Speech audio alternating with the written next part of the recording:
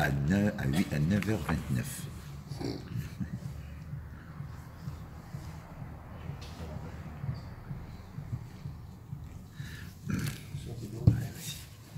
Bezat Hashem, Chodesh Tov, Umevorach, Bezat Hashem, mois de Kislev, Bezat Hashem, Arbe Nissim, il va y avoir beaucoup de Nissim. Il faut savoir que la fête de Hanouka, c'est une fête qui a été donnée pour... il y a deux fêtes qui ont été données pour préparer le Ham Israël à la galoute, à la longue galoute. C'est Hanouka et Purim. Les Hanouka et Purim, c'est les deux outils pour tenir dans la galoute, c'est-à-dire le principe de Hanouka et de Purim. Mais je ne vais pas parler de ça maintenant, je vais parler de Rosh Chodesh. C'est-à-dire c'est écrit que Rosh Chodesh, c'est la racine de la tchouva. C'est-à-dire c'est la racine de la possibilité de retourner vers Hachem. Parce que d'où vient l'éloignement?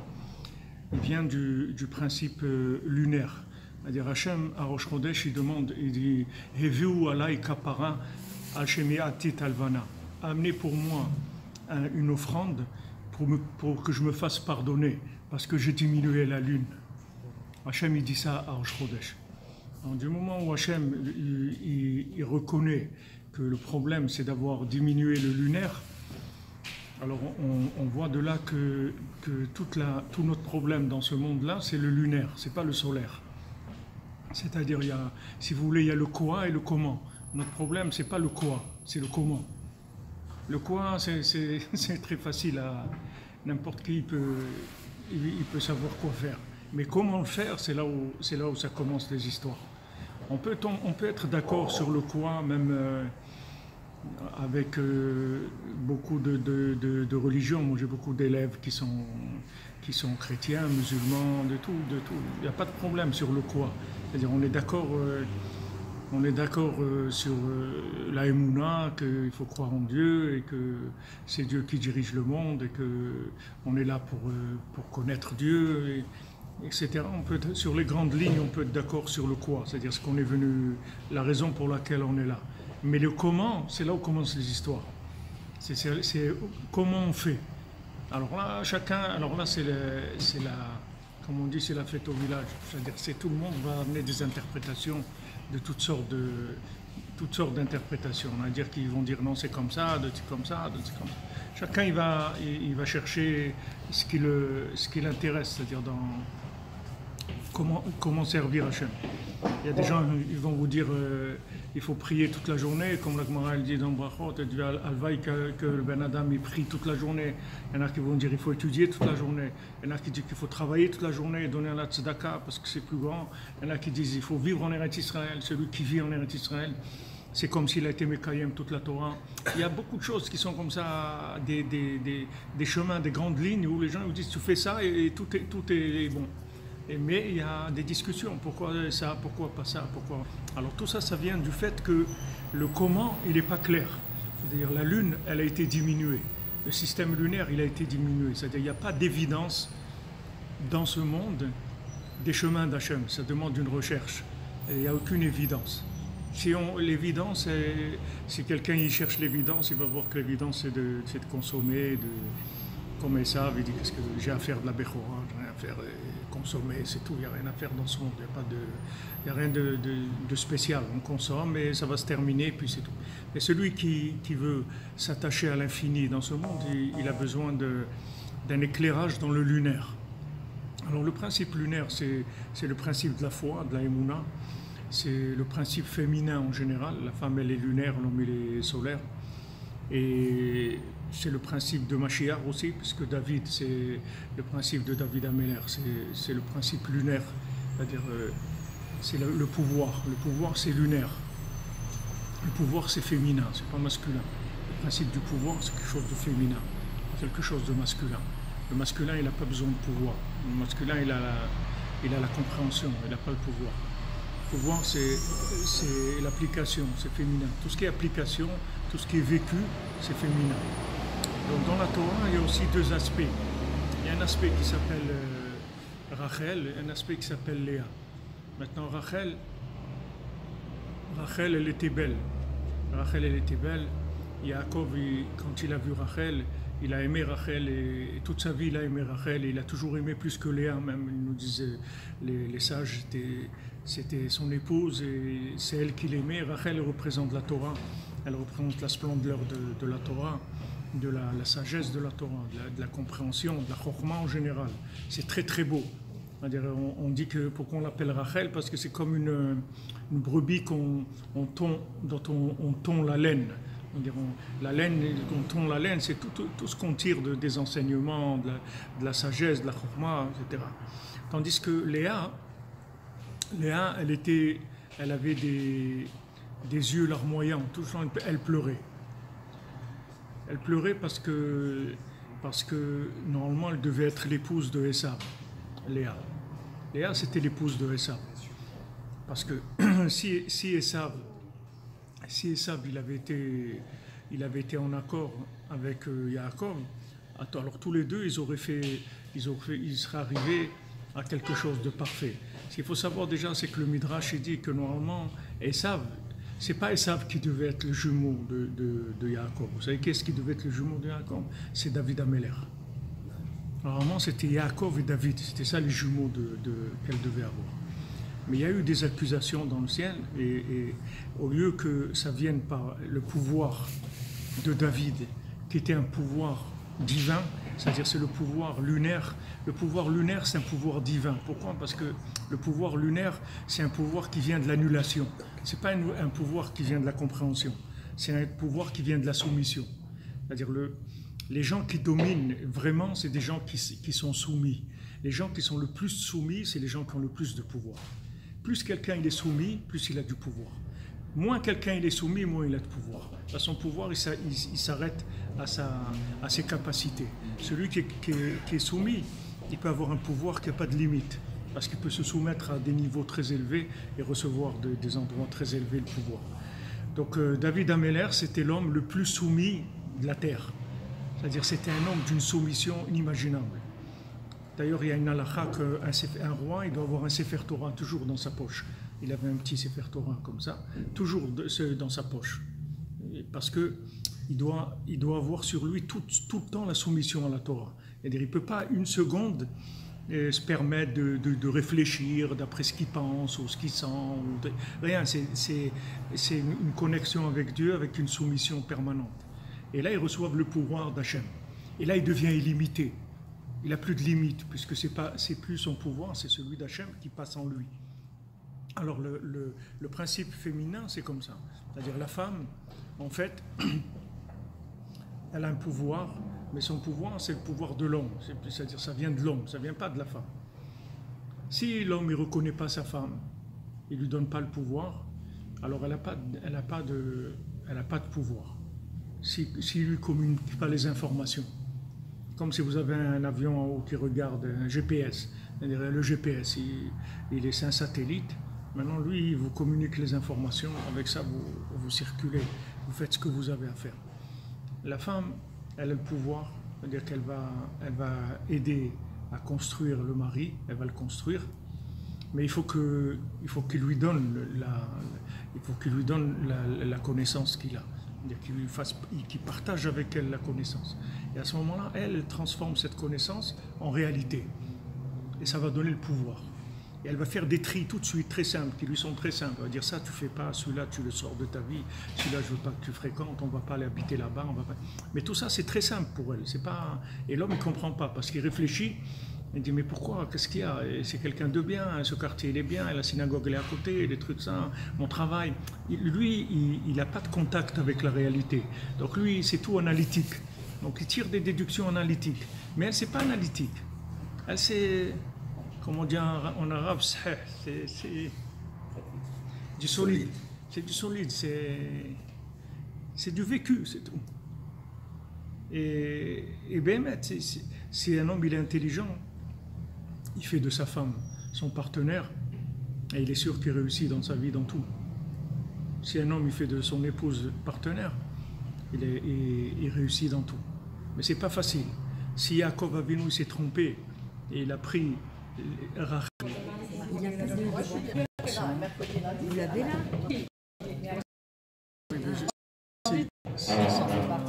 ça va bien siffler. On verra après le montage.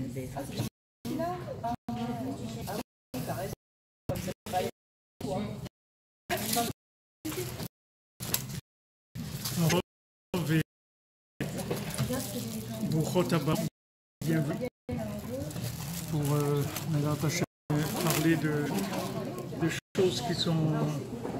On va parler de choses qui sont très très importantes, basiques. Alors je vous remercie pour l'organisation, parce que BMET c'est un management et on voit les organiser des concerts de musique. Maor Hachem, merci beaucoup à niveau bot et tous ceux qui ont participé, à mon épouse, ma compagne, et responsable dans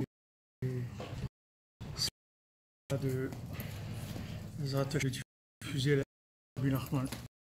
Alors, en faisant un peu court avec les hommes, en fait, il y a des choses qui ont été, comme je dis, downloadées et traitées avec eux parce qu'il arrivait trop de choses par rapport au temps qu'on avait.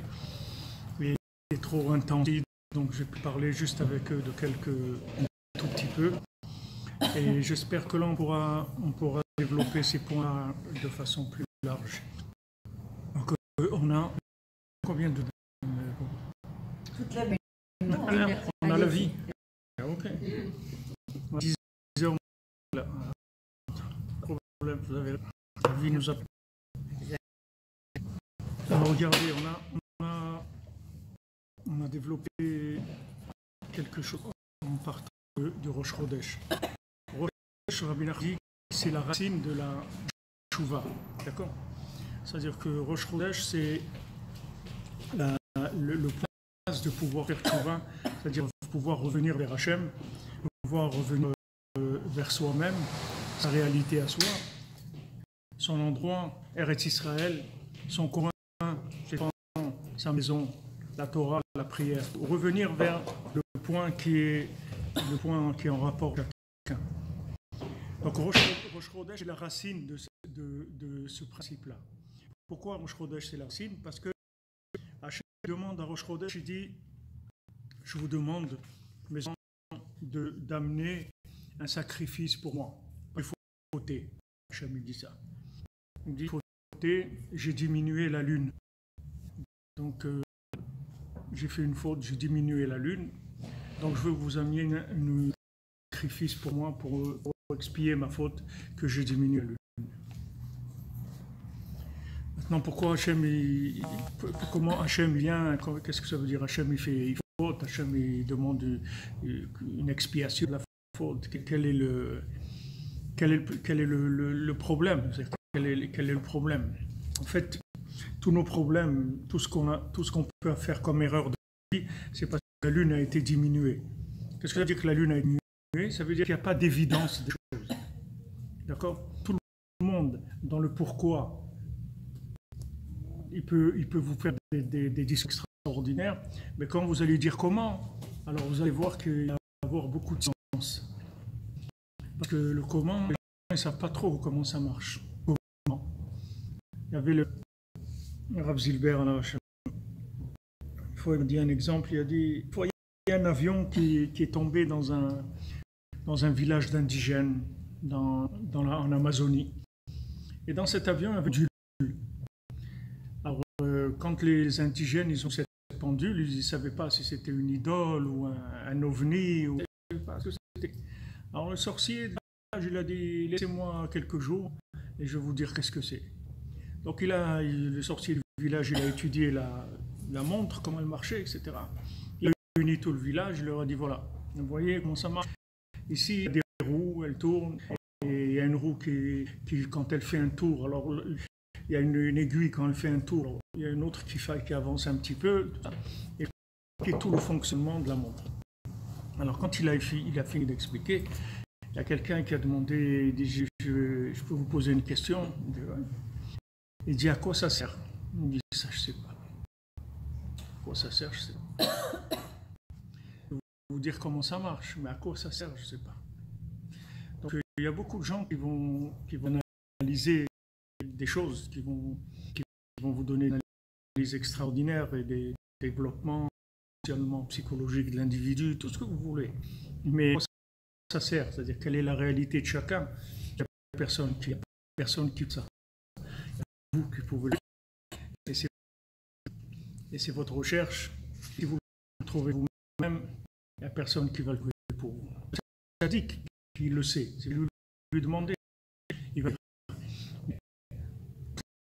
toute l'analyse, tout ce qu'il y a dans le monde comme connaissance.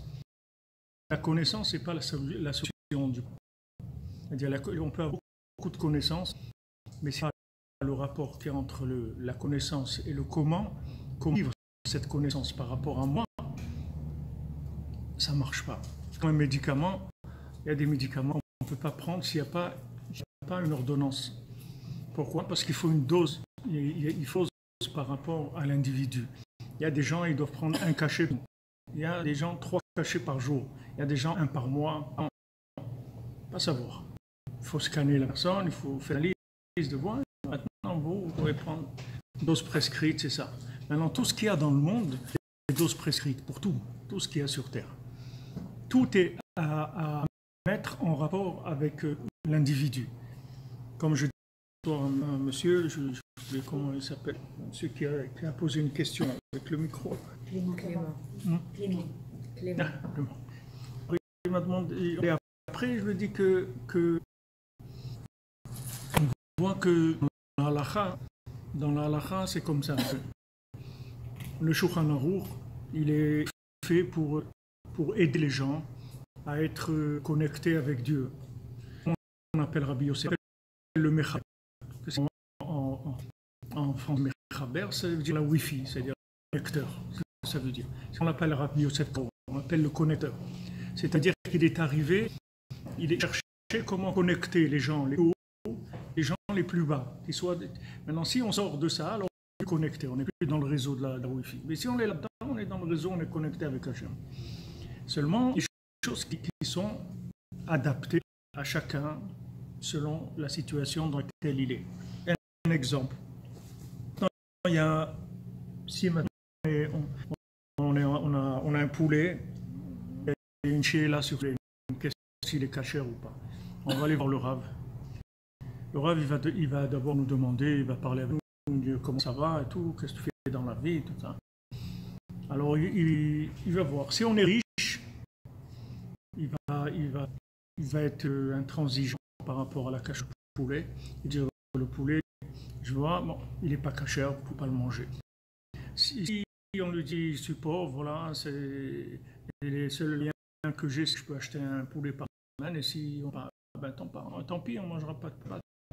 Alors le Rav, il va aller au maximum, il va dire, il est cachère ton poulet, tu peux rentrer, Shabbat. Alors on pouvait poser la question lui-même, il est cachère ou il est cachère?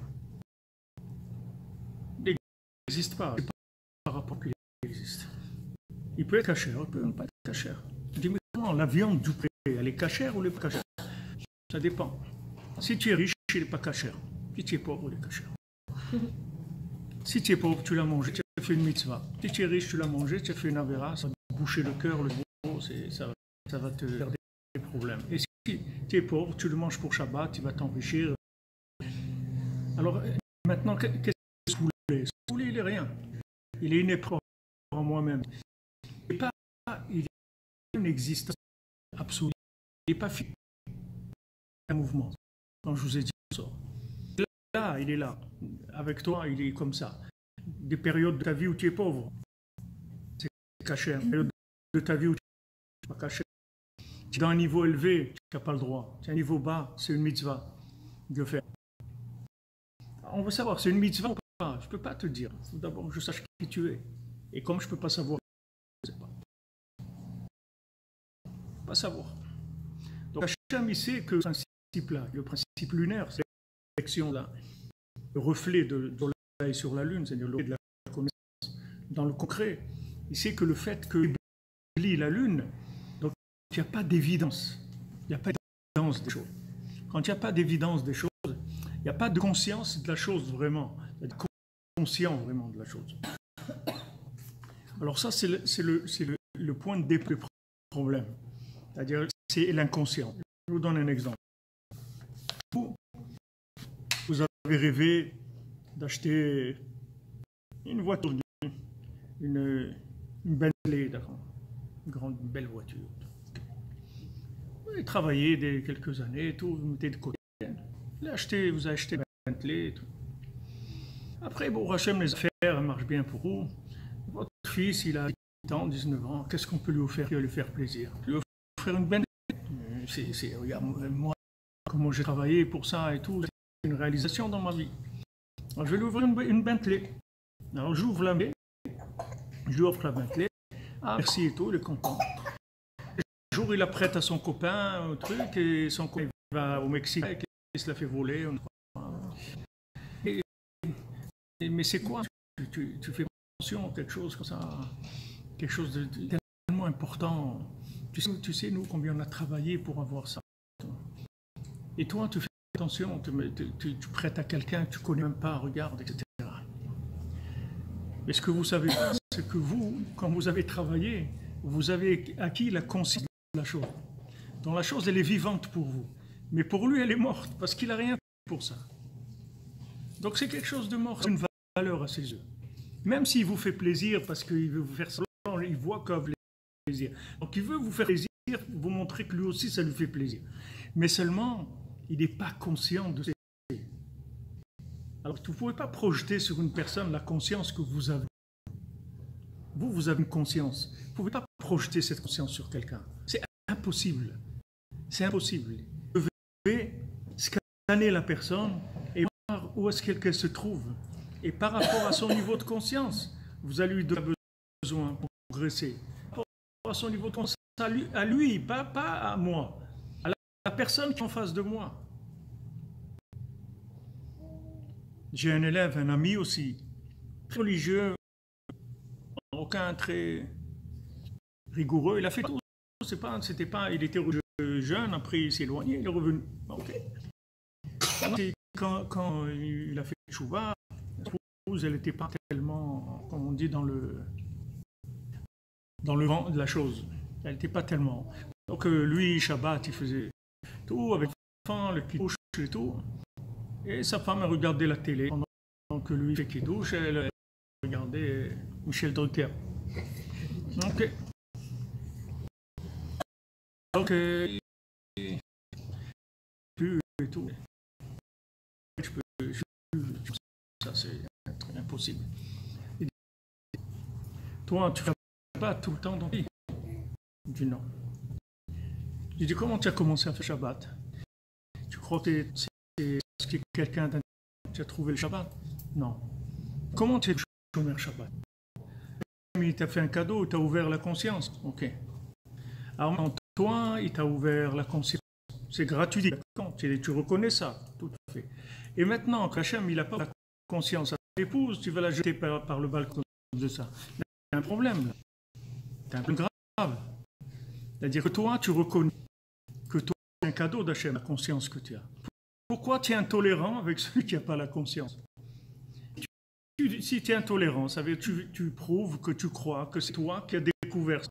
Et que quelqu'un qui a trouvé ça, c'est idiot. Mais quand on te parle, tu reconnais que ce n'est pas toi. Ce n'est pas ton intelligence, cadeau d'Hachem. Ok? Alors maintenant, on va changer. Tu vas prier pour ta femme que Hachem lui fasse ce cadeau à elle aussi. Parce que toi, tu ne peux pas vivre ça. C'est difficile. Il y a des enfants et tu as une harmonie à la maison et faire un Shabbat comme il faut et chanter, tout ce qu'il y a à faire. Un vrai Shabbat, pas que la télé au milieu. Ok, donc on commence à faire comme ça. La femme, quand ils étaient en vacances, elle allait à la plage et tout. Et j'obligeais à aller avec sa femme. Elle me dit, mais tu es fou, tu sais ce qui se passe à la plage. Je dis, tu es fou, tu me dis d'aller à la plage avec ma femme même. Je suis un khadir. Je dis, un khadir, il dit de rien. La femme, là, tu la suis. Parce que ta femme, c'est ta conscience véritable, en fait. C'est ça qui est. Ton porte-monnaie, ta femme, c'est ça ton vrai porte-monnaie. C'est des billets de Monopoly, c'est pas de l'argent. C'est des billets, c'est des morceaux de papier que tu as. C'est-à-dire tout ton judaïsme, il n'est pas vrai. Tu crois que tu es religieux, pas religieux. Tu deviendras le religieux le jour où ta femme, elle sera engagée. Je te préviens que ta femme engagée, elle va devenir bien plus que toi. Tu vas voir qu'elle va te faire des problèmes dans la vie. Et ça, tchouva, elle s'est engagée, après elle commençait à lui faire... Mais tu as pas mis c'est écrit, il faut mettre une goutte d'eau dans le douche. Pourquoi tu mets pas la goutte? Pourquoi tu fais pas ça? Pourquoi? Et elle est venue. C'est pas qu'il a regretté qu'elle a fait tchouva, mais il a compris que c'est devenu autre chose déjà. J'ai dit maintenant, tu peux dire que tu es conscient. Cette conscience, ta femme, elle l'a partagée avec toi. Donc, c'est que tu es conscient de choses. Alors, maintenant, dans la Torah, vous avez énormément des dizaines d'exemples qui illustrent ce principe-là. C'est-à-dire, chacun a son niveau de conscience. Le niveau de conscience, c'est un cachet. Il vient par la remise en question de l'individu et la recherche de l'individu, mais ce n'est pas parce que je vais trouver, chercher, ne rien trouver. Et comme je suis, qui ouvre le cœur, qui ouvre l'esprit. Les gens, ils ont cherché des domaines qui étaient complètement de la Torah, ils sont restés là. Vous prenez par exemple mai 68, vous aviez deux bandits, comment ils s'appellent, Bernie ou je ne sais pas, Bernard Lévy. Et deux qui ont fait mai 62, juifs qui ont fait mai 68, d'accord. Maintenant, un, il a fait tchouva, il est devenu vraiment un vrai bal tchouva. Il a beaucoup étudié la Gemara et tous les rentrés complètement dans la... Et l'autre, il est truc de, je sais pas, en européen, il est resté là où il était. Les deux, c'était des révolutionnaires par rapport au système, ils cherchaient et tout. Un, il a trouvé la Torah, l'autre, il n'a pas trouvé. Hachem, il donne à chacun ce qu'il a donné. Maintenant, nous, on doit savoir que notre science, c'est autre chose.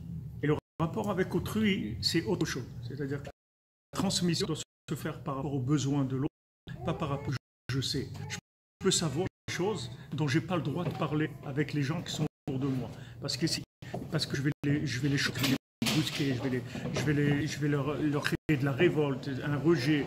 Ils ne sont pas à ce niveau. Ibn Nachman dit, un bébé, on doit lui donner du lait. Et quelqu'un de plus grand, on doit lui donner de la viande. Maintenant, c'est vrai que la viande, c'est le lait. C'est plus nourrissant et tout. Mais un bébé, il peut pas manger de la viande. Il peut m'en boire que du lait, c'est tout. Donc maintenant, quand quelqu'un, c'est comme vous avez un magasin, quand quelqu'un il rentre, il faut que vous demandiez qu'est-ce qu'il veut. C'est tout. Qu'est-ce qu'il veut? En Israël, ça, ils sont très... Quand vous rentrez, ils disent qu'est-ce que tu veux, combien tu veux mettre. Alors, les Français n'aiment pas ça, il ne faut pas lui dire ça. Un Français, il ne faut pas lui dire combien tu veux. Parce que le Français, quand il rentre dans un magasin, c'est Zarma et n'importe quel truc. Je ne veux pas qu'on le prend pour un... Moi, je peux mettre que $10 dans le... Non. Et pourquoi tu dis ça? Moi, si j'ai envie, j'achète. Non, et combien tu peux mettre? Combien tu veux dans la chemise que tu as achetée ou dans le truc? Combien tu veux? Je dis, mais pourquoi tu dis ça? Mais parce que tu vas gagner du temps, et moi aussi. T'amener là où les trucs qui comme ça, tu vas ce que tu veux. Pas de magasin comme ça. Si tu veux acheter ou tu veux pas acheter. Si tu es rentré pour l'air conditionné, il fait chaud dehors, promène-toi un petit peu, tu ressors. Mais si tu veux acheter, combien tu veux mettre, c'est tout. Ça gêne les Français nous-mêmes, ça nous gêne quand on nous dit combien tu veux mettre. Je veux dire combien je veux mettre. Rien, je veux rien mettre. Pas souvent dire. Je veux rien mettre. Comment t'as roté les chalem? Combien tu veux payer? Rien. Allez, c'est pas sérieux. C'est vrai, parce que ça m'énerve un peu. Mais en fait, c'est parce qu'ils sont très, très concrets. C'est-à-dire, ils ne tournent pas en rond. Ils ne tournent pas en rond. Allez, on ne perd pas de temps. Tu veux acheter, achète, tu veux pas. Va-t'en, c'est tout. Il n'y a pas de temps à perdre. Vous comprenez? Il va analyser la personne pour savoir qu'est-ce qu'elle est capable de faire. Et par rapport à ça, il va lui donner ce qu'il faut. Donc, nous, vous voulez, le fait qu'il a diminué le lunaire, c'est-à-dire il a diminué l'évidence des choses. Normalement, il y aurait une évidence de la conscience dans le concret, dans le vécu. On a une évidence des choses, une conscience des choses. Hachem, il a diminué. Avant que diminution, même le monde, il était diminué. C'est-à-dire que vous aviez un arbre, l'arbre lui-même, goût, fruit. Pas que le fruit qui est un fruit, même c'est du fruit. C'est pas que le fruit. Tout, vous preniez le tronc de l'arbre, vous pouviez un morceau, c'était aussi du fruit. C'est-à-dire tout était le fruit. Quand il y a eu la diminution, alors il est parti qui est devenu le corps de la chose. Côté de ça, elle apparaît ça n'a pas de goût, ça n'a pas de lumière, rien. Et le c'est lui qui a tout le goût et toute la lumière. Donc si vous prenez par exemple Yaakov, quand il a vu Rachel, il a aimé Rachel. Il a aimé Rachel beaucoup plus que Léa. Toute sa vie, il a aimé Rachel beaucoup plus que Léa. Seulement, s'il n'avait pas pris Léa, il n'aurait pas eu Rachel non plus. C'est-à-dire que Rachel ne serait pas resté avec lui. Hachem, il a fait tout ça pour qu'il puisse marier avec Léa d'abord. Il a fait tout ce qu'a fait Lavan. Hachem, il a dirigé Lavan, il a trompé Yaakov, etc. Et qu'il lui a donné en premier parce qu'il devait prendre Léa en premier. Parce que Léa, c'était la conscience de la réalité des choses. Parce que Léa, c'était normalement l'épouse de Esav. Vous voyez, Esav, il ne sait pas que Yaakov est sa femme. Vous voyez Esav qui parle. Il parle qu'il lui a volé le droit d'aînesse, qu'il lui a volé les brachot. Vous voyez nulle part qu'il a écrit « Tu m'as volé ma femme ». Parce qu'il ne savait même pas que c'était sa femme. Mais la femme de Esav, c'était Léa. C'était son zivoug amiti de Esav. Mais comme elle a vu qu'il ne voulait pas du tout être connecté à la vérité, ni avec Hachem, ni rien, elle pleurait toute l'année pour ne pas tomber dans ce zivoug. Elle ne voulait pas devenir sa femme. Elle dit, moi, je ne vais pas aider quelqu'un qui ne veut pas être dans les chemins d'Hachem et tout, les questions. Donc, elle s'est rabattue sur Yaakov. Et c'est elle qui a donné, en fin de compte, la plupart des tribus, et elles ont été enfantées par Léa, pas par Rachel. Mais Léa, si vous voulez, c'est la conscience d'Hachem dans la réalité. Rachel, c'est le côté de la Torah, le côté de la connaissance, c'est-à-dire le côté analytique, le côté de connaissance, des chidush Torah, des choses qui sont tout le côté de la chorma, de la sagesse. Mais Léa, c'est le côté créé, si vous voulez, de la Torah. Alors, à l'époque de Yaakov, c'était comme ça. Mais le Zohar dit qu'après Yaakov, chaque femme, elle a ces deux aspects en même temps. Toutes les femmes, elles sont Rachel et Léa. Elles sont les deux en même temps. Dans un côté où elles sont en communication avec leur mari, dans la connaissance, elles adhèrent à sa façon de voir les choses, etc.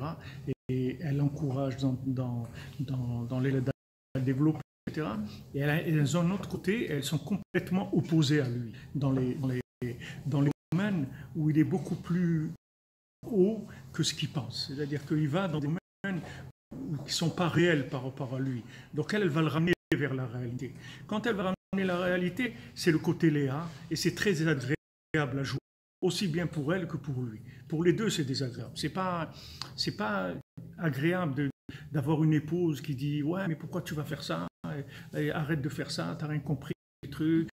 Tu fréquentes quelqu'un, je te dis il n'est pas bien, je veux plus que tu le fréquentes. » C'est désagréable pour un homme. D'abord, ça lui fait un coup dans son orgueil, comme un bon ami, super et tout. Et sa femme, elle lui dit, je veux plus que tu parles avec lui. C'est pas, qu'est-ce que ça veut dire? Je suis un idiot, je ne sais même pas voir des trucs. Tu ne te rends pas compte. Tu n'es pas conscient, tu es inconscient. Sur le côté conscient, je connais toi, je suis Rachel. Sur le côté inconscient, je suis Léa. C'est-à-dire, il n'y a pas, ça ne va pas du tout. Et je vais t'aider. On va y arriver, mais ça va être difficile pour toi et pour moi. Parce que pour la femme aussi, de jouer ce rôle-là. On aimerait bien tout être sourire, rigolo, être d'accord, etc.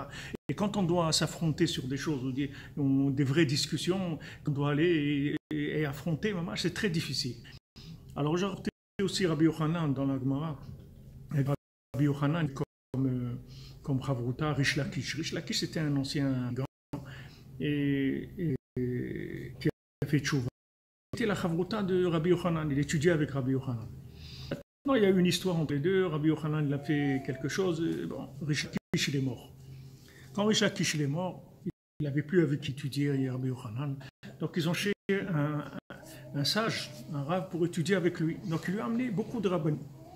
Alors tous ceux qui venaient étudier avec Rabbi Yochanan, il lui disait, quand Rabbi Yochanan il disait quelque chose, il lui disait voilà des choses, voilà, je t'amène des preuves, tu as raison.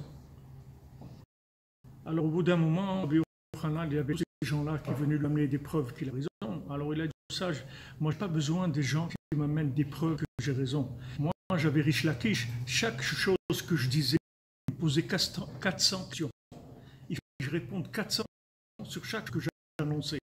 Donc avec il progressait Mais vous m'amenez des gens que tout ce que je dis, tu es mignon, etc. Mais ils ont envie de vivre ça. Rabbi Yochanan a perdu la tête.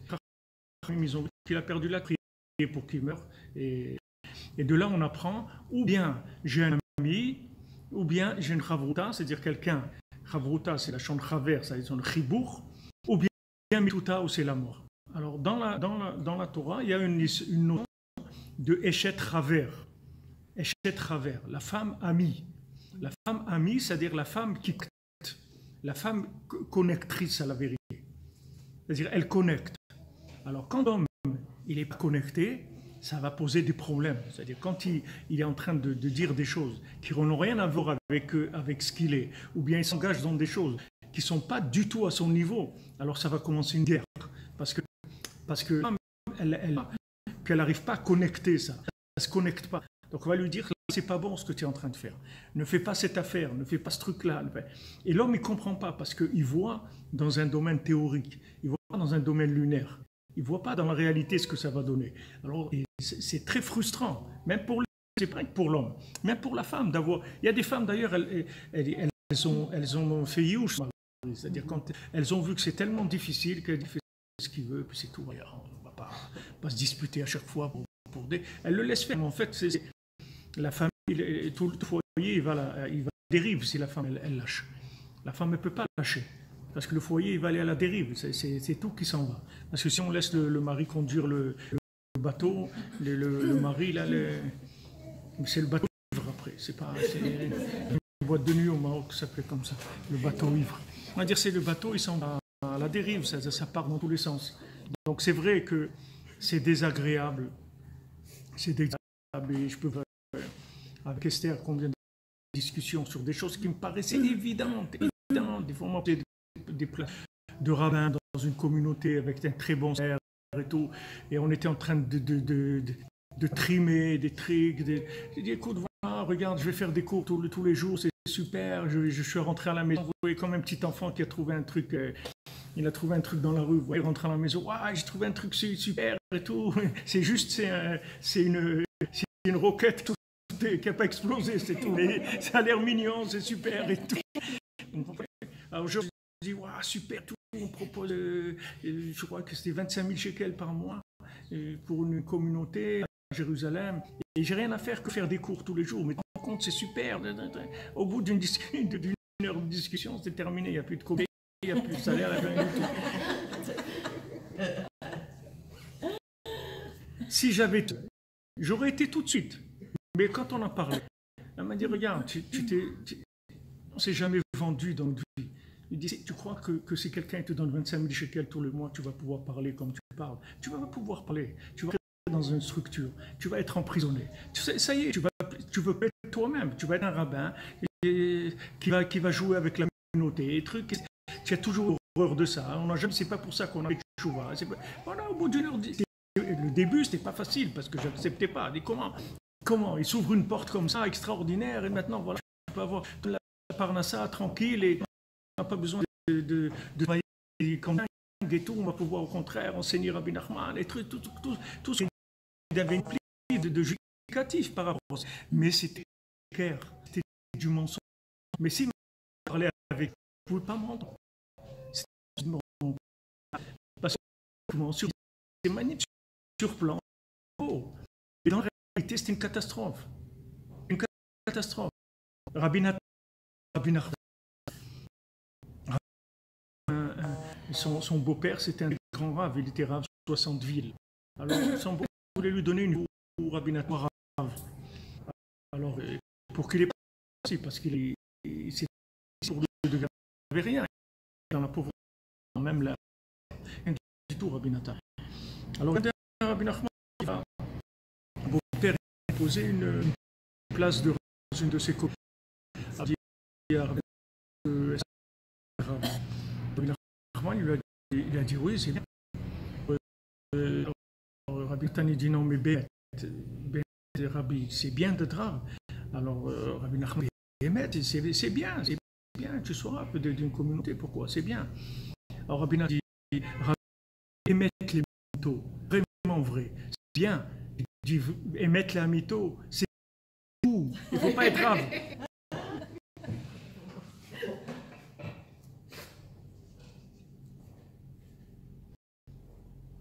Tu t'es émettre les Yaakov, c'est vrai, les Yaakov.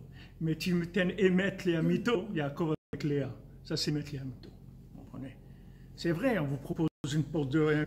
Je vous dis franchement, c'est difficile en Israël par la salle, les trucs et tout. Un poste comme ça, en français, dans un cas bien, c'était dans le truc là, côté du Machane Yehuda, là-bas où il y a tout le. Comment ça s'appelle? Le quartier de. Nachlaot. Ah, c'est super mystique comme ça, très dans le vent et tout. C'est très bien, c'est très agréable. Alors, voilà, en fait, rien, voilà, tu fais des cours voilà, tu viens, toi, tu es là, tu fais des cours de Rabbi Nachman, c'est tout ce qu'on te donne. Et voilà, on te donne 5 000 shekels tous les mois. Et voilà, quand tu veux aller à Ouman, tu vas, parce que c'est une décision. Moi, je dis, moi, ça me prend le matin, je pars à Ouman. Je ne peux pas vous dire des problèmes. Quand tu veux, tu vas à Ouman, il n'y a aucun problème. Ça a l'air, comme on dit, elle est belle l'affaire. Ça a l'air c'était du mensonge, c'est tout. Et pourtant, c'était très beau, mais c'est du mensonge. Il n'y a pas Léa, on ne peut pas le voir. Et si j'avais demandé à un rave, il m'aurait dit c'est bien, mais fais-le tout de suite. Mais tu es fou. Cours tout de suite faire ça. Eh ben, j'ai ma femme et mettre Léa mytho, pas le rave. Parce que le rave, il va me dire c'est bien. Qu'est-ce qu'il y a de pas bien là-dedans?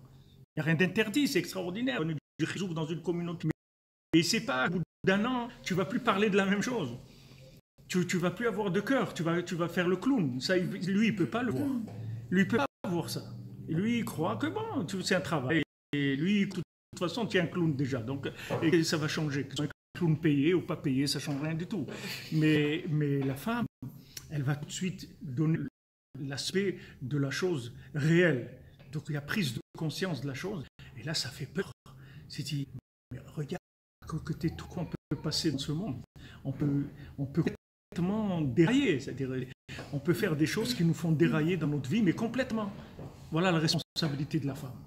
Si vous voulez être Léa, maintenant, si vous voulez développer, vous montrez ce côté Léa. Mais si vous montrez que le côté Rachel, que tout ce que dit le mari est bien, tu es mignon, tu es le meilleur, tu es plus intelligent, tu es le plus beau, tout ce que tu dis c'est vrai et tout, pas de problème, vous n'aurez jamais des problèmes dans la maison.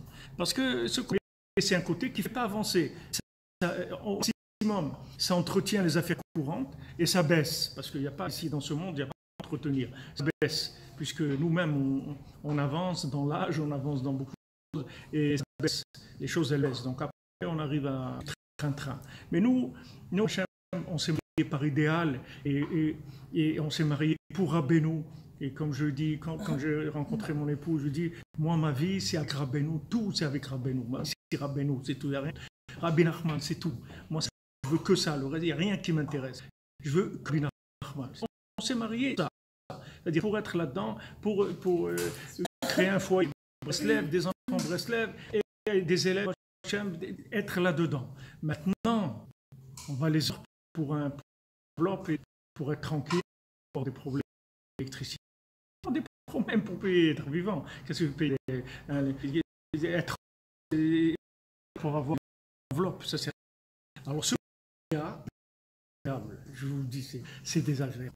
Parce que des fois, ça vient le Shabbat. C'est vraiment. On n'a pas ça. Même on serait passé. Mais on ne peut pas faire. On peut pas faire autrement. Il y a un décalage entre la lune et le soleil. C'est tout. C'est comme. Vous voyez maintenant cette année, on va le mois de Hadar. Pourquoi le mois de Hadar? Parce que la lune, elle tourne doucement que le soleil. C'est-à-dire qu'il y a un décalage entre la réalité et la connaissance et la chorma. Même dans le monde, dans ce qui se passe dans le monde, dans ce qu'on mange, l'air qu'on respire, dans tout, le climat, dans tout. Et de faire un réajustement tout le temps. Ce réajustement, il permet de rester en ordre, que vous aurez toujours Hanouka qui sera en hiver, toujours Pessah au printemps. Mais si vous prenez les autres, les musulmans, des fois l'hiver, des fois ça bouge. Ils ont un calendrier lunaire. Il n'y a pas pas avec le soleil. Et les autres grégoriens, ça ne tient pas compte de la réalité. C'est toujours la même chose. Mais nous, notre calendrier, il est lunaire en même temps. Donc nous, on bouge, mais en même temps, on rattrape le mot pour s'équilibrer. Il y a les deux. Dans un foyer, c'est comme ça. mouvement, si vous voulez. Il y a une recherche permanente. Il y a un côté où c'est vrai, on est ensemble. Et sur ça, on est d'accord. Donc sur ça, on discutait, on va plus discuter sur ça. On est d'accord. Maintenant, on va voir comment on va faire, etc. Sur le principe de base, on est d'accord. Et il y a des côtés où on ne va pas être d'accord du tout. Et ça, il faut assumer les deux sens. Il doit assumer. Moi aussi, il doit assumer. C'est agréable. C'est désagréable. Mais même quand on finit des discussions, on n'est pas dans un savoir, c'est-à-dire un état on n'est pas bien, on n'est pas content. Mais après, bon, Hachem, on remercie Hachem. Oh là là, heureusement que je n'ai pas fait ça. Qu'est-ce que je serais devenu si j'avais fait ça? Où j'aurais été si j'avais fait ça? Et c'est des catastrophes. Voilà, dans un foyer, c'est ces aspects-là. Et ces deux aspects-là, il faut vous obligez de les assumer. Si vous voulez réussir votre vie familiale, vous devez assumer les deux. Parce que votre mari, vous devez dire, il faut qu'il soit votre ami, il faut être dans l'amitié. Mais l'amitié, ça ne veut pas dire tout le temps se dire tu es mignon, tu es bien, tu es le meilleur. Il y a des moments où on va mettre, comme on dit, les cartes sur table et on va discuter. Et ça va être dur.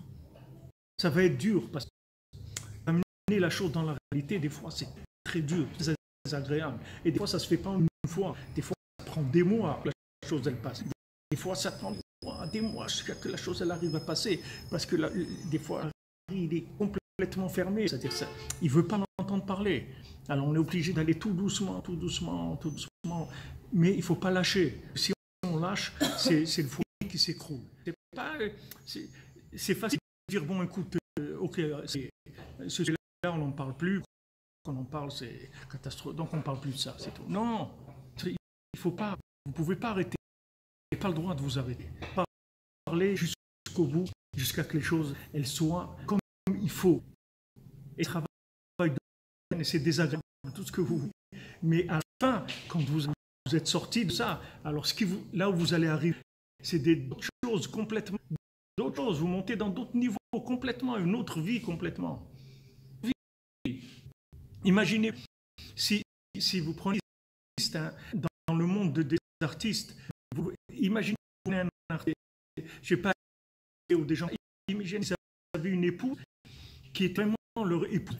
Ces gens seraient morts, tombés dans la drogue, jamais. C'est que c'est des gens qui avaient quelque chose d'extraordinaire en eux, mais qu'ils ont voulu l'amener à la réalité, ils sont fait acheter par des managers qui les ont tués, ils les ont détruits. La plupart des artistes, ils sont jeunes, pas vécu, ils sont même pas arrivés à 30 ans, la plupart des grands musiciens, des grands artistes. Pourquoi?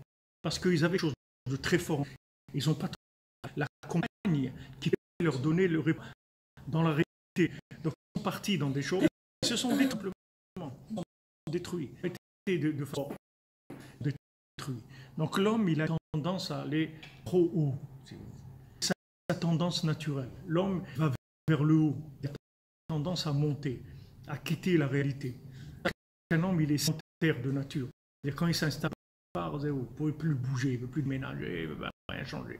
Vous pouvez bouger le salon, vous mettez deux là, il n'est pas content, il rentre. Pourquoi encore? On avait deux, mais là, avant il était là, tu as dit bien, alors tu es là. Maintenant, pourquoi tu es ici?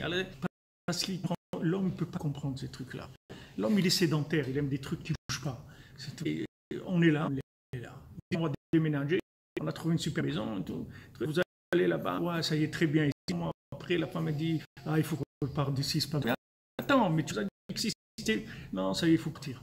Mais comment il ne peut pas comprendre ces choses-là. Ça y est, on a passé, il y avait quelque chose, on est passé. Alors ce principe-là, c'est un principe, le principe de base de la création, et vous le trouvez à toutes les étapes de la vie duelle en général et de la vie duelle de chacun.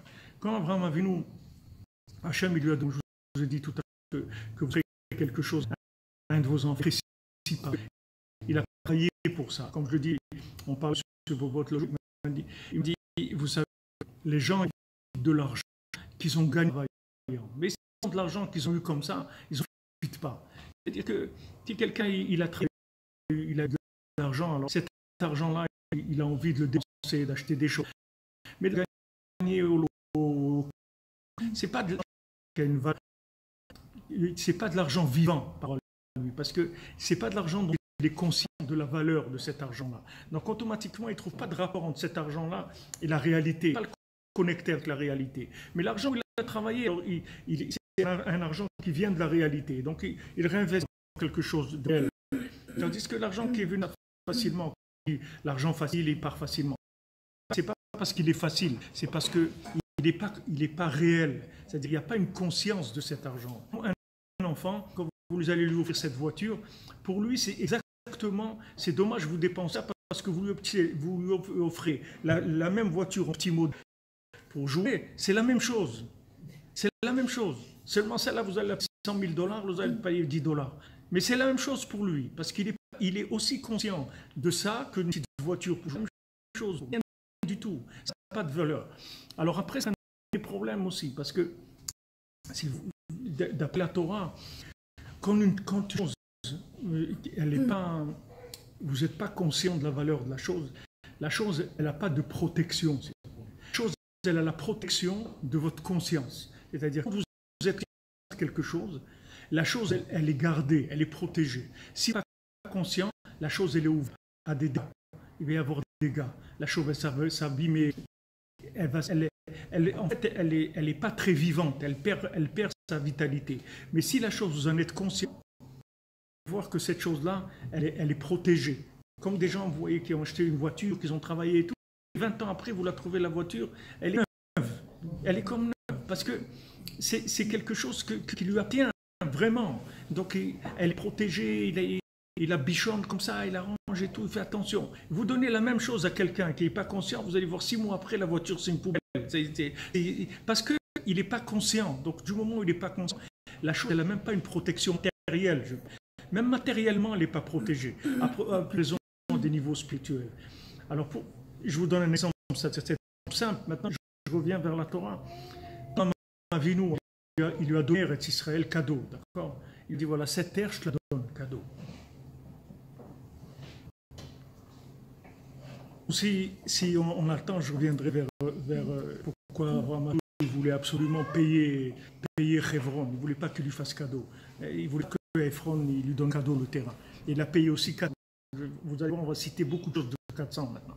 Il a payé 400 l'endroit là. Parce que cet endroit là-bas, c'est la porte du Gan Eden. Là-bas, quand vous arrivez à Hebron, avant de monter, il y a une espèce de trou là-bas comme ça où il y a des arbres et tout. Ça, c'est la porte du Gan Eden. Cet endroit-là, c'est la porte du paradis. Là-bas. Mais Ephron, il ne voyait rien du tout, il ne se rendait pas compte. On reviendra à Bezrat Hashem sur ça. Avinu, Hashem, il lui fait cadeau à Eretz Israël. Il dit voilà, je te cadeau. Maintenant, nous demande à Hashem, comment je vais savoir que ça m'appartient? Moi, je veux qu'elle m'appartienne, Eretz Israël. C'est-à-dire, c'est pas qu'il voulait de l'appartenance immobilier que la terre appartenait. Il voulait une appartenance à la terre, c'est-à-dire il voulait une conscience de la valeur de la terre. Il dit, moi, c'est vrai, tu m'as fait cadeau et tout, mais je voudrais être conscient de la valeur de cette terre. Dès qu'il a dit ça, Hachem lui a dit, regarde, 400 ans, tes enfants vont être esclaves. Quand ils vont être 400 ans esclaves, après ils vont sortir, ils vont rentrer en Eretz Israël, et là, ils vont être conscients que c'est Eretz Israël. Ok, donc on a été en Égypte, c'était 400 ans. Au bout de 6 ans, ça ne marchait plus, vous ne pouvez plus tenir, c'était trop dur. On n'avait plus gardé la connexion avec Dieu, on commençait à partir petit à petit. Donc Hachem, il a été une catastrophe. 200 ans, il nous a sortis. Et maintenant, on est sorti jusqu'à ces 100 ans-là qu'on a, si vous voulez. C'est de conscience de la valeur d'Israël, de la valeur de la Torah, notre valeur personnelle. Pourquoi on en existe, c'est notre valeur personnelle aussi, pour nous se trouver nous-mêmes. La valeur du Ham Israël, la valeur de la Torah, la valeur des tzadikim. Toutes ces choses-là, on en avait la valeur, la conscience. Pourquoi? Parce que c'était un cadeau. D'ailleurs, si vous prenez déjà que 20% qui sont sortis, 80 ils sont en Égypte, et ces 20 sont morts dans le désert. Personne n'est rentré en Eretz Israël. Il y a 4 ou 5, c'est tout. Mais le Ham Israël, il n'est pas en Eretz Israël. Parce qu'il ne pouvait pas. Il ne pouvait pas. Parce que s'il serait en Eretz Israël, de inconscience, il n'aurait pas pu. Rien n'aurait marché. la terre, elle aurait fonctionné comme on n'aurait pas pu construire le temple, rien, ça aurait été du tout. Hachem, il nous a sortis, mais le fait que Hachem nous a donné gratuitement, on n'a pas payé 100 ans. Ça, on le paie. C'est ce qu'on en paye maintenant. C'est dans lequel on est, toutes ces difficultés, tout les changements, tout là, c'est parce qu'on n'est pas conscient de la valeur que Hachem nous a donnée. C'est pas de notre faute, parce que on vit à choses qui sont décrites, c'est-à-dire la lutte, elle représente pour nous des choses, on a l'alliance de sa valeur. C'est moi qui ai ce travail-là. Alors que normalement, quand on me donne quelque chose, la chose, elle devait porter le message de la conscience de sa valeur. À ce moment-là, il n'y a pas de problème. La traiter comme il faut. Vous voyez, des fois, je suis en Eretz Israël, je vois quelqu'un il jette une clé, il boit une coca, il jette par. C'est-à-dire, ça fait mal. Quelqu'un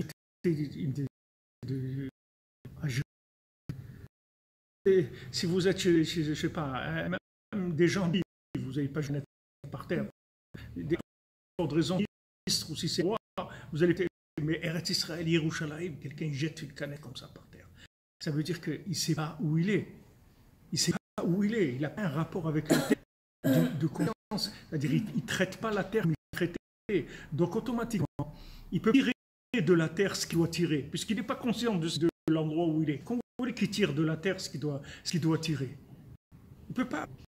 Une fois, j'étais à Johannesburg, il y a une année, et j'étais dans une communauté, et il y avait là-bas des Israéliens. Et j'ai vu, mamash, comment ils étudiaient le soir, ils faisaient de Gemara, un pérec de Mishnayot, la Psha. Mamash, ils étudiaient 2 heures avec le Rav tous les soirs. Alors en discutant avec eux, nous, on est des Israéliens, on est des Yerushalayim. Et dit en Eretz Israël, on n'était pas religieux du tout. Il a fallu qu'on vienne ici, en Afrique, et c'est là où on a fait tchouva. En Afrique, on a fait tchouva. En Eretz Israël, on était, c'est pas du tout, de rien. Il a convenu en Afrique, et il est venu en Afrique, on a senti, c'est senti tellement étranger, si vous voulez, avec cet endroit, avec ces gens, qu'on fait été chercher un fond. À ce moment-là, c'est la prise de conscience de ce que c'est un juif, Torah, etc. Elle a commencé à sortir. Alors, si vous voulez, on avait le temple. Hachem nous a donné un temple, Hachem nous a donné 2 temples, mais on n'était pas conscient, on n'appréciait pas la chose. Donc Hachem il a dit, vous allez quitter Eretz Israël, vous allez en exil, et là-bas, vous allez récupérer la conscience à petite dose, c'est tout. Au lieu maintenant qu'Israël soit des doses qui sont très fortes, je comprends, c'est difficile, donc je crois que vous méprisez le temple, vous méprisez ma présence dans la maison, c'est un miracle toujours, etc. Vous méprisez ça, ok. Alors vous allez en exil, et là-bas, vous allez vous sentir pas bien, et vous allez commencer à chercher, vous allez trouver un petit peu, encore un petit peu, encore. Et vous ne faites pas de soucis, le jour où vous aurez fini de récupérer ce que vous devez récupérer, le jour même vous allez partir en Eretz Israël. Vous allez que c'est pour ça que c'est pas la peine d'être pressé, d'être angoissé, ni rien du tout. C'est une maturité, ça va venir automatiquement, même si vous ne voulez pas. Même si vous ne voulez pas, vous allez voir que ça va venir quand même. Et je vous dis que nous, on est monté en Eretz Israël, ça fait 26 ans de ça. C'était à l'époque de une fois je suis monté à la Torah. Et quand j'ai lu dans la Torah, j'ai vu le texte, il s'est ouvert et j'ai vu, quand je suis rentré à la maison, j'ai dit à la femme, je dis regarde, là tu attends un bébé, que c'est une fille d'abord, parce que je l'ai vu, et je dis on va partir en Eretz Israël aussi que quand elle va, on va partir. Et c'était pas du tout un projet, du tout, on n'avait pas du tout ce projet-là. Et ça a été comme ça, elle est née la petite, 6 Nissan, Rosh Chodesh Elul, on était en Eretz Israël. Ça y est, quand vous avez fini le travail, vous rentrez. Mais ça veut dire finir le travail. Ça veut dire être conscient de l'endroit où vous allez rentrer. Parce que si vous n'êtes pas conscient, ça ne sert à rien. Comme je dis toujours aux gens, il vaut mieux habiter à Paris, en ayant d'aller à Israël, que d'habiter à Jérusalem, envie d'aller habiter à New York. Tu veux habiter à New York, va habiter à New York. Qu'est-ce que tu fais ici? Qu'est-ce que tu fais à Jérusalem? Va habiter. Wow, l'Amérique, ok, va habiter. Tout. Et après, tu verras revenir. Tu vas revenir quand tu auras fini de les éléments de conscience de ce que c'est Eretz Israël, ce que c'est la vérité. Alors tu vas revenir. Mais ce n'est pas évident, parce qu'on peut se perdre aussi. On peut se perdre. Des moments aussi on cherche, on dans la banalité de toujours et tout, c'est le besoin d'aide, d'amis, tzadikim, choses qui nous aident pour un petit peu nous reconnecter. Alors, avec nous, c'est exactement la chose. Nous, pour qu'on exile même, c'est pas ça, apprécie pas. Si on est nous-mêmes, en étant unique, simple, on est des créatures de Dieu, d'accord? Une créature humaine, c'est quelque chose de très très important, de puissant, quelque chose de très grand.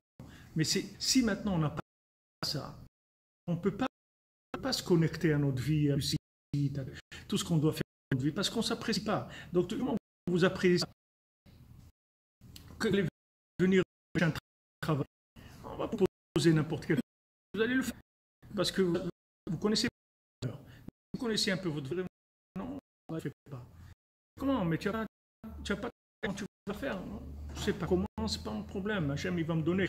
Mais moi, ce travail, je ne veux pas. Ce n'est pas pour moi. Je ne veux pas. Je ne veux pas faire ce travail, c'est tout. Mais tu crois qu'on fait dans la vie, on fait ce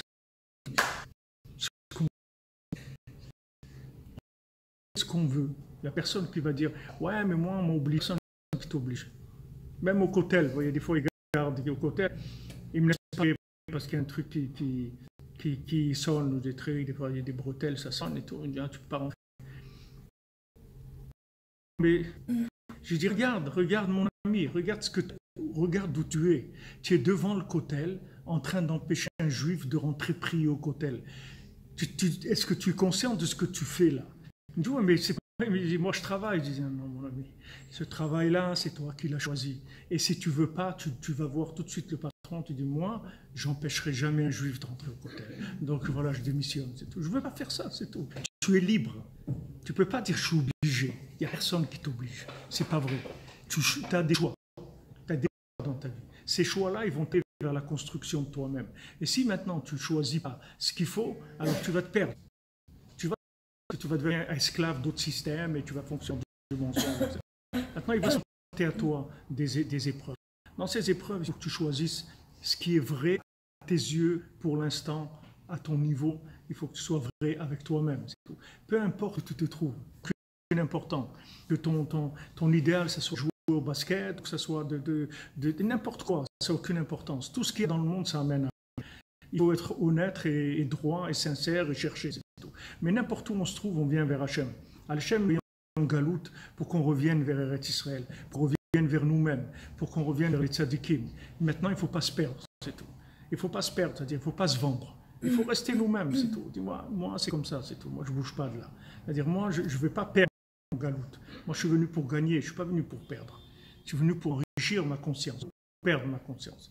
Je ne suis pas venu pour me transformer en n'importe quoi. Je suis venu pour être moi-même, pour trouver mon âme, etc. Là, il va y avoir des épreuves qui vont venir. Et par rapport à ces épreuves, on va progresser.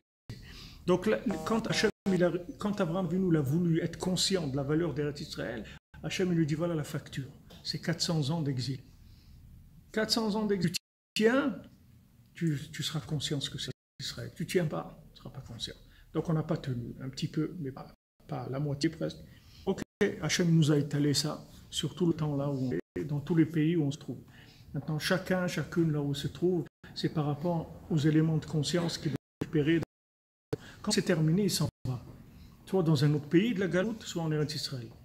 Si quelqu'un il avait la force de rester en Eretz Israël, de prier toute la journée au cotel et tout, il n'a pas besoin de bouger. Tout ce qu'il y a de partout, ça va venir chez lui. Mais la plupart des gens, ils ne peuvent pas faire ça.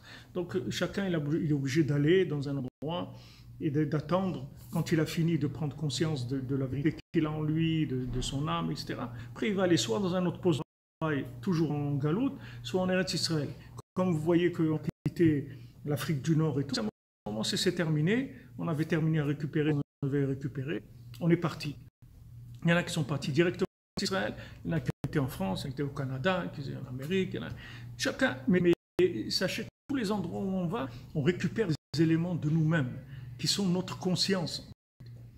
C'est pour prendre conscience de la valeur de ce qu'on est, et de notre vérité, de la valeur d'Eretz Israël, de la valeur de toutes ces choses-là, on ne peut c'est pas parce que vous le dire que ça y est. Comme rapporte Anna dans son livre, il y a un père, il laisse son fils étudier des années, les pauvres sont sacrifiés pour que le fils il étudie. Donc le fils est devenu un grand érudit, il est revenu de la yeshiva. Le père il a préparé un pour la communauté, un fils de parler.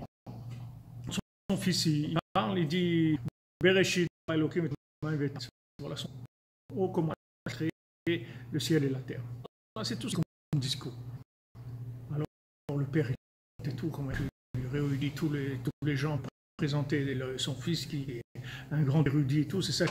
Il dit mon fils, c'est ça que tu dis, même ta sœur quand elle se demande qu'est-ce qu'il y a écrit au début de la Torah, alors elle le dit. Alors ici, il regarde son père, il dit regarde papa. Elle le dit, mais moi je le sais. C'est la même chose. Elle dit, je sais ce qu'elle dit. C'est pas la même chose. Dire au commencement, Hachem il a créé le ciel et la terre. Ok. Alors, ben voilà, je t'ai dit, qu'est-ce que ça veut dire ça? Alors dis-moi maintenant, quelle est la différence de ça dans ton comportement? Qu'est-ce que ça veut dire ça? Qu'est-ce que ça veut dire? C'est-à-dire en quoi maintenant tu vas te comporter par rapport à ça? C'est-à-dire qu'est-ce que ça veut dire? Ce pasouk-là, qu'est-ce qu'il veut dire? Pour toi, c'est pas une information, c'est quelque chose qui doit t'engager, que tu dois, quand tu entends ça, tu dois être conscient de quelque chose. Si Hachem il a créé le ciel et la terre, ça veut dire qu'il y a un but. Pourquoi il a créé le ciel et la terre? Pourquoi c'est de l'eau avant? Tout ça, c'est par rapport pour me rendre conscient de où je me trouve ici dans ce monde. Mais si maintenant je lis des choses, je lis, comme on dit, je bouquine, on bouquine, c'est la Torah, mais c'est du bouquinisme. Il n'étudie pas la Torah. La Torah, quand on étudie la Torah, c'est pour devenir quelque chose d'autre. Pour apprendre des choses, c'est pour changer, c'est pas pour apprendre des choses. On ne veut pas apprendre, on n'a pas besoin d'apprendre, on a besoin de changer, c'est ça qu'on a besoin. Pour changer, il faut prendre conscience des choses. Quand on prend conscience, on change. Quand on ne prend pas conscience, on ne change pas. On ajoute de la connaissance et de la connaissance et de la connaissance. On ne change pas. Chaque fois qu'il nous met dans un état de galop, dans un état de... On se trouve down par rapport à notre morale habituelle, c'est parce qu'on doit prendre conscience de certaines choses pour remonter. Parce que si maintenant on remonte et on n'a pas pris conscience, on va perdre les choses. On va perdre. Il y a des gens qui veulent se marier. Vite se marier. Mais attends avant de te marier. Attends. Avec ma femme et tout, parce qu'à mes arrive, beaucoup de gens ils se marient à 17 ans. Okay? Et nous, on était contre. Surtout ma femme, moi, je peux pas tellement. Mais elle dit non, avant 19 ans, 20 ans, on ne peut pas marier un enfant, c'est pas possible.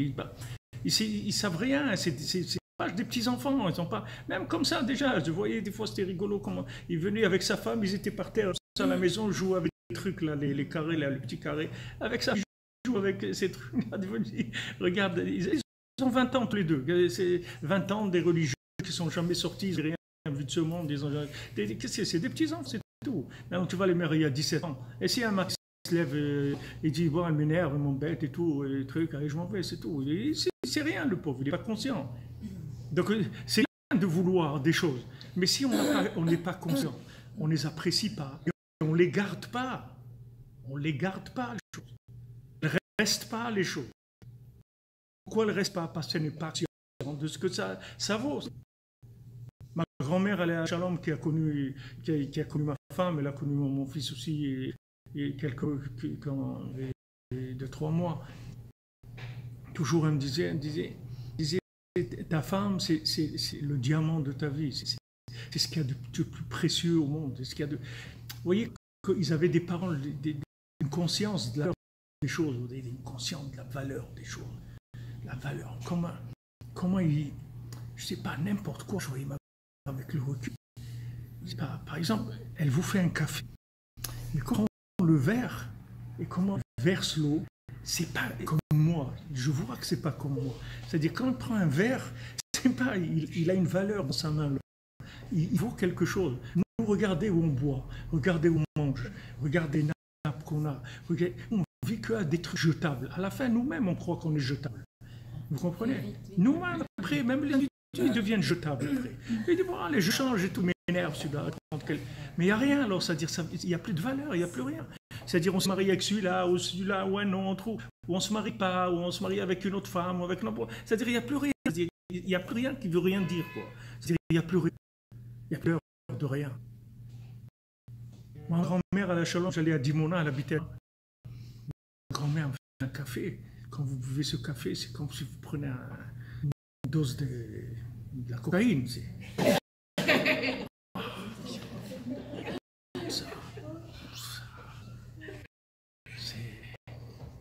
très fort, très fort.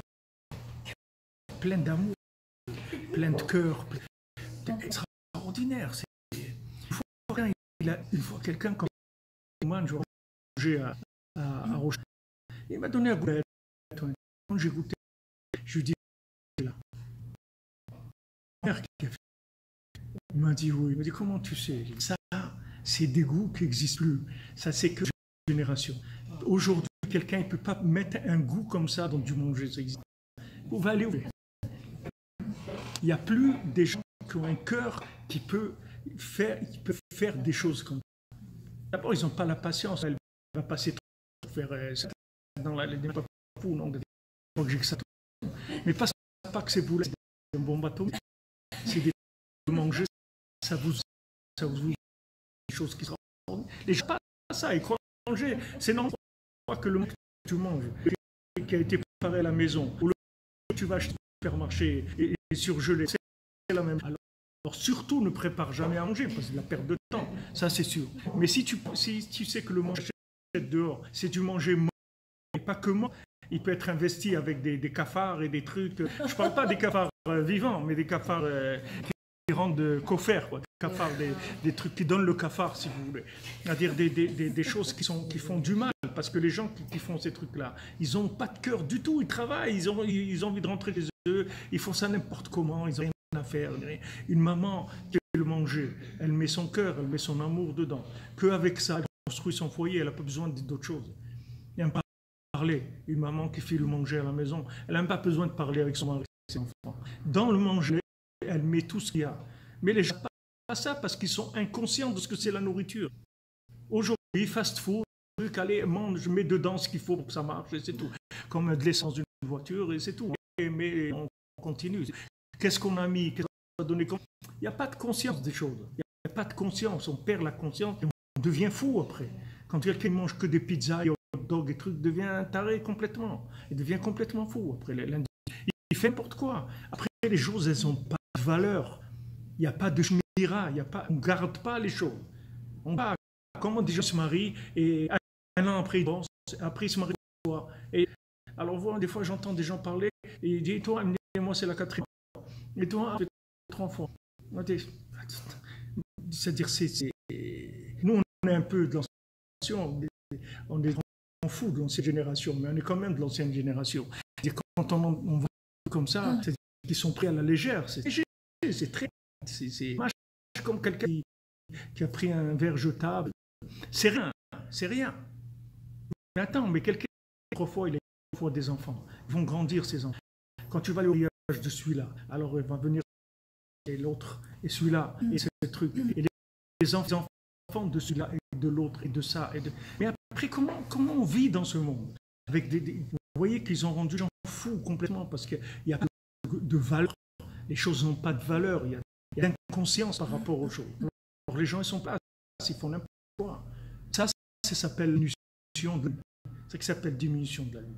C'est-à-dire diminution de l'évidence de la valeur des choses. Alors les gens, ils ont des choses qui n'ont pas de valeur.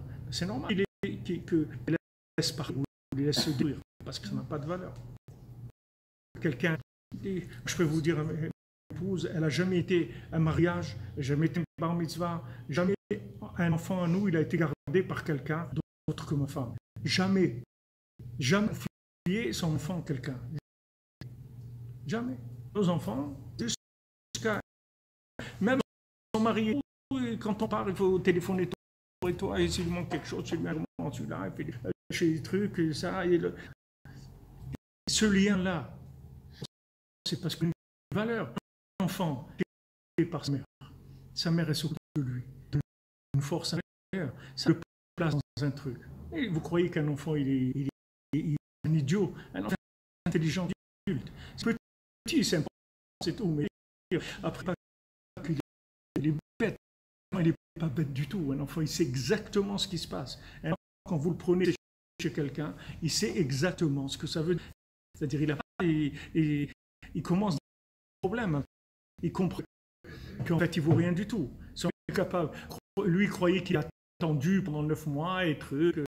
Voilà, en fait, quand il est venu, etc. Il croyait que vraiment, il avait de la valeur. Maintenant, on le pose chez quelqu'un, on va nous déranger, on va chercher, on revient chez. Et quand on voit en Israël, comment des cas existaient dans le monde, des gens qui laissent l'enfant dans la voiture, il oublie toute la journée le bébé dans la voiture. Une maman, elle va travailler, elle oublie son bébé dans la voiture, qu'elle a oublié de l'emmener à la... Elle l'a laissé dans la voiture, le bébé il est mort, d'accord? Il a passé 8 heures dans la voiture. Comment quelqu'un il peut arriver à ça? Mais il est complètement fou. C'est-à-dire, mais si vous parlez avec la personne, elle n'est pas folle. Elle travaille à la mairie ou n'importe quoi, c'est quelqu'un de normal. Mais les choses n'ont plus de valeur. Comment tu peux... Je suis sûr que vous avez une liasse de dollars dans la voiture. Et un peu, tu l'oublies, tu vas travailler. Et après, il dit, je ne sais pas ce qui m'est arrivé, j'étais sûr que je l'avais déposé. Comme tous les matins, je le dépose, j'étais sûr que je l'avais déposé. Et je ne l'ai pas déposé. Bien. Comment on peut faire quelque chose comme ça? Vous croyez une grand-mère à nous, ça lui arriver ça quelque chose? Mais l'enfant, à peine dans son lit de chambre à côté, il bouge un peu, elle est déjà debout, elle est déjà là-bas pour voir qu'est-ce qu'il a. Elle va l'oublier dans la voiture une journée entière. Une journée entière, elle va oublier un bébé dans une voiture. C'est pour, je vous dis ça, c'est pas pour personne, mais pour un monde de fous. On est dans un monde de fous où les choses, elles n'ont malheureusement plus de valeur. Donc c'est pour ça qu'on les vit comme ça. Il faut retourner vers des choses simples. Il faut retourner vers des choses. Il faut simplifier les choses, faire un petit peu, mais bien et vivant, avec de la joie. Mais un petit peu, pas peine de faire beaucoup. Un petit peu, mais un petit peu, et que ce petit peu-là, il soit vivant, il soit vrai, c'est tout. Hachem lui demande, il ne veut pas aller. Comme quelqu'un hier m'a dit, non, mais c'est un jeu. J'ai dit, ça ne veut rien dire, religieux, madame. Regardez, il met les tuiles, il prie, il étudie. Je dis, ça ne veut rien dire, madame, religieux. Le truc, c'est que même Louis de Funès, c'est Rabbi Jacob. Alors, il y a Rabbi Jacob, c'est un religieux, Rabbi Jacob. Non, voilà, lui aussi, il a fait le film Rabbi Jacob. Qu'est-ce que ça veut dire religieux? Ça ne veut rien dire du tout. Aujourd'hui, il n'y a plus rien qui veut rien dire du tout. Parce qu'il n'y a pas de valeur. Il n'y a pas de valeur. Il y a un religieux, il est rentré chez moi, quand on imprimerie, j'avais l'imprimerie, j'ai travaillé en Hachem, 5 ans, j'ai pas... Il est rentré chez moi, Hachem, monsieur, avec une bouton. Et le lendemain, la banque m'appelle, regarde, la fille m'avait volé le chéquier, il avait des choses, mais il n'a pas eu de chance. Il est allé dans le où ils ont photographé quand il a fait le chèque à la caméra. Après, c'est venu à la... Après, je l'ai vu au cotel, il payait, il est venu me demander bon, qu'est-ce que vous voulez faire? Regardez dans vous, quelqu'un comme ça, vous croyez que c'est pas lui, vous n'allez pas vous imaginer qu'il va voler votre chéquier, ok? Il y a d'autres gens qui peuvent voler, mais quelqu'un comme ça, vous ne pouvez même pas vous imaginer, ça vous fait mal. C'est-à-dire, vous préférez qu'il vole et vous ne voulez même pas savoir ça, parce que ça fait mal, ça fait mal, ça détruit les valeurs dans la tête, c'est horrible. C'est horrible de voir des trucs tout en carton, tout faux, c'est horrible, c'est un monde horrible après, il y a pas on n'a même plus envie de vivre après. Moi, je comprends, je vois des religieux, des jeunes, des parents, des orthodoxes de Jérusalem qui viennent me voir, notre petite fille elle a 11 ans et tous les soirs elle sort, elle rentre à 4 h du matin et nouvellement, je sais pas ici, mais là-bas, c'est de se couper avec des rasoirs comme ça, ils se coupent sur les bras, ils se font des entailles. Je dis, regardez, comment un enfant il arrive à ça à l'âge de 14 ans et tout? Parce que c'est du carton, c'est pas c'est du carton. Il n'y a rien dedans. Tout du carton, le manger en carton, rien en carton, et le travail en carton, entre l'homme et la carton, tout en carton. Alors que le carton, une fois qu'il y a un il fait n'importe quoi. ou du feu, il brûle, il n'y a rien. Tout est en carton, tout est complètement du fantasme, vous comprenez? Donc il ne faut pas s'étonner quand ce qu'on veut, prendre conscience des choses, même si un petit peu, mais vrai. Un petit peu, mais c'est vrai, cette chose. Et donc pour vivre, si vous voulez vivre les choses, vous êtes obligé avec votre conjoint et de construire ensemble. À ce moment, on est conscient de ce qu'on a construit. Ça a une valeur. C'est une valeur. Les choses, elles ont une valeur. On fait les choses comme il faut. On fait à manger à la maison. Si on ne peut pas faire des choses qui sont très bien, on fait des choses simples. C'est important. On fait de la salade, des œufs bouillis ou des œufs frits ou des pommes de terre, ce que vous voulez. Mais si que ça soit vrai, qu'on mange du vrai manger. On se remplit la tête du manger faux. Comment vous pouvez après apprécier la vie? Tout ce qui est autour de vous, c'est faux. Tout ce que vous avez, vous-même, vous ne savez même pas où vous êtes après. Qui vous êtes, où vous êtes. Vous ressentez des choses, vous ne savez pas si vous ressentez quelque chose, comme une affiche, ou vous avez un film, quelque chose. Vous savez même qu'est-ce qui est... C'est horrible. On vit une période horrible. Rabbi Nachman, il a vu ça. Il a vu aller arriver là-dedans. Il a vu cette horreur de cette... Et il a dit la seule façon de sortir de ça, c'est de communiquer, d'échanger. Sinon, on ne va pas s'en sortir. Avec nos têtes, on ne pourra pas résoudre ces problèmes du tout. Il y a aux psychologues qui aider à résoudre le problème. Il peut vous aider extérieurement à gérer le problème. Mais résoudre le problème, que ça ne soit plus un problème, au contraire, que ça soit une réussite, que ce problème il devienne une réussite, un psychologue du à ça la chokhma. Il faut parler à Hachem, il faut parler avec son conjoint, il faut parler avec ses enfants. Quand on parle, la chose elle devient vivante, elle devient concrète, elle commence à prendre sens. Parler, il faut s'affronter des choses, discuter, c'est désagréable, sortir de vrai, on va vivre vraiment des choses. Et à ce moment-là, quand on devient, elle est éternisée. Quand vous en êtes conscient, ça y est, la chose elle est pour l'éternité finie. Elle ne peut jamais être détruite.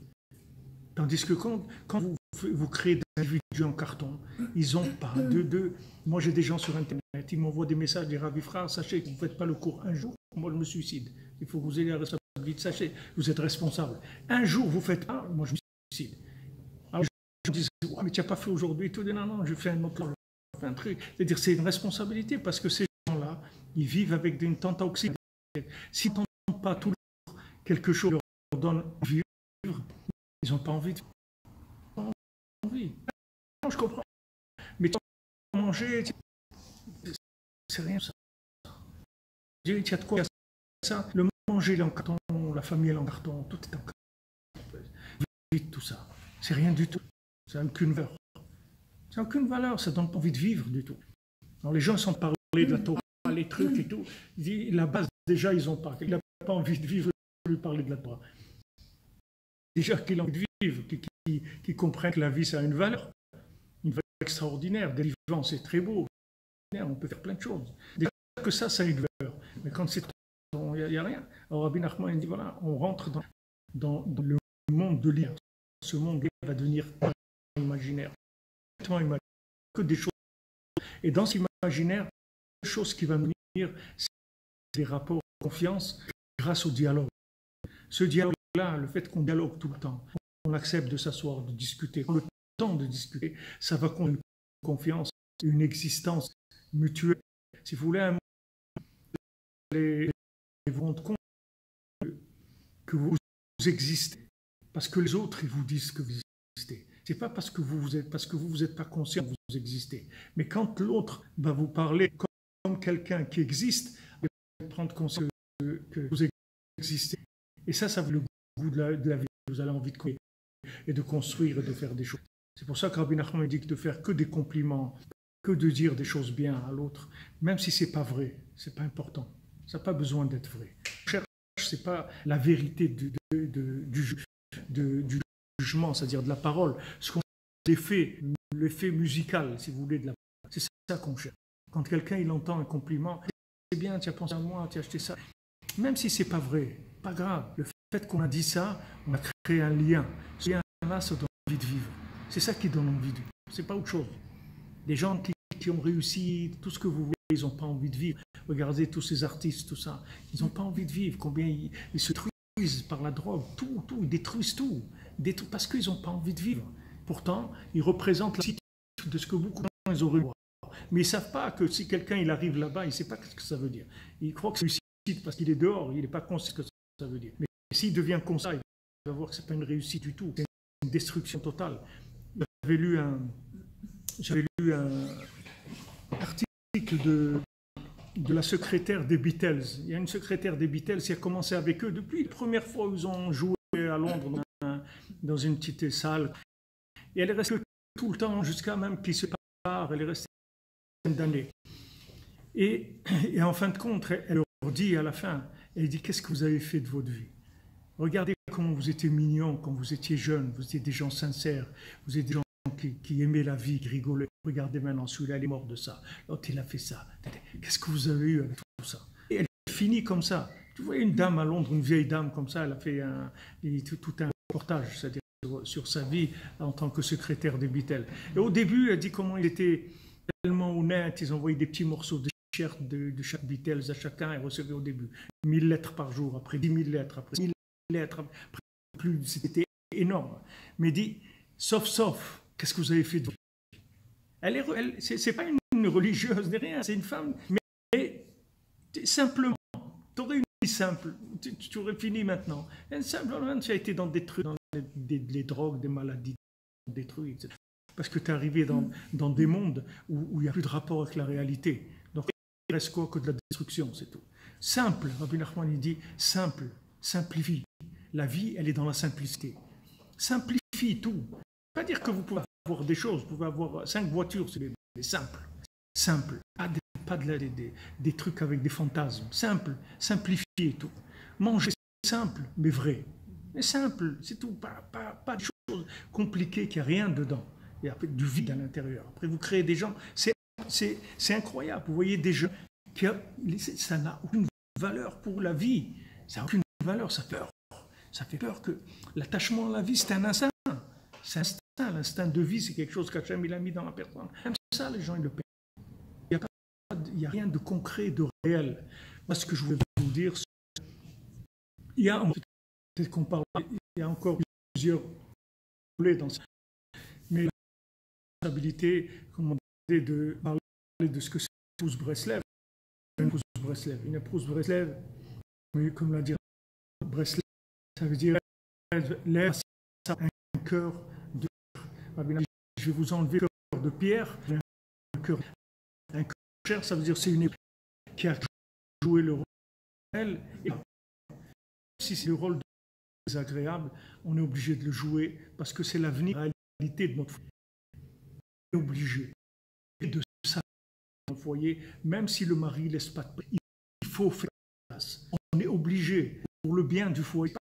C'est parce qu'on a envie d'avoir une place. On n'a pas envie d'avoir une place. C'est pas ça qu'on cherche à construire un foyer dans lequel on va aider les enfants, on va vivre dans une réalité des choses. Donc pour ça, on est obligé de jouer le rôle de Léa, même s'il est désagréable. Voilà un petit avis de ce qu'on peut dire d'une femme.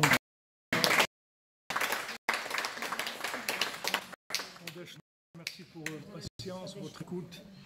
Et voilà, peut-être qu'on aura l'occasion de traiter, il y a quelques volets sur cette chose-là, peut-être que ça va les entacher.